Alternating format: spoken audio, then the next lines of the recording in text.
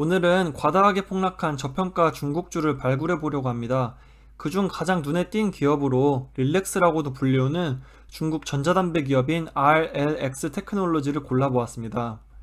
제가 바이두에 릴렉스를 찾다 보니까 창립자인 케이트 왕이란 분이 더 많이 나오더라고요. 나이가 39밖에 안 된 미모의 여자 CEO라서 중국에서 크게 주목을 받는 것 같습니다. 티커는 RLX입니다. 6개월간 72%나 주가가 빠져서 시가총액은 7.24 빌리언 정도입니다. 온라인 판매 금지라는 큰 악재가 있었습니다. 그럼에도 이를 오프라인 소매 판매로 빠르게 전환해서 매년 엄청나게 매출이 상승하였습니다.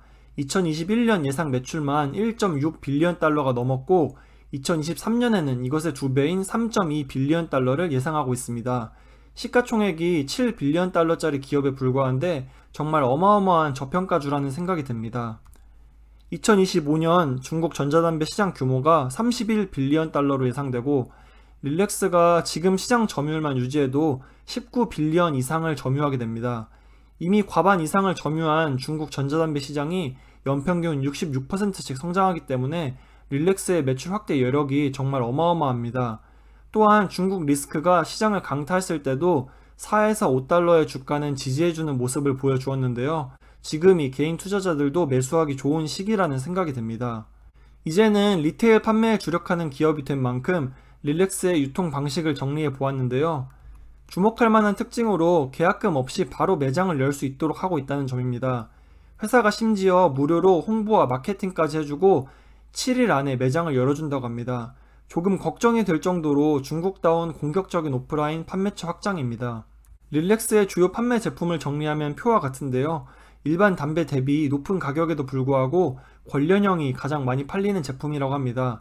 권련형은 다른 전자담배 회사의 액상과 호환이 되지 않기 때문에 오직 릴렉스의 제품만 사용할 수 있고 그래서 마진이 많이 남고 브랜드에 충성하는 고객이 많다는 뜻이기도 합니다.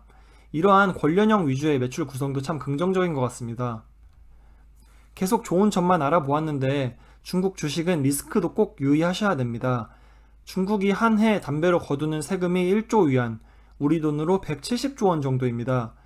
이는 전체 세수의 6% 수준으로 중국 연초공사가 독점적 지위를 가지고 정부가 통제하는 정부에게는 핵심 세수원이라고 볼 수 있습니다.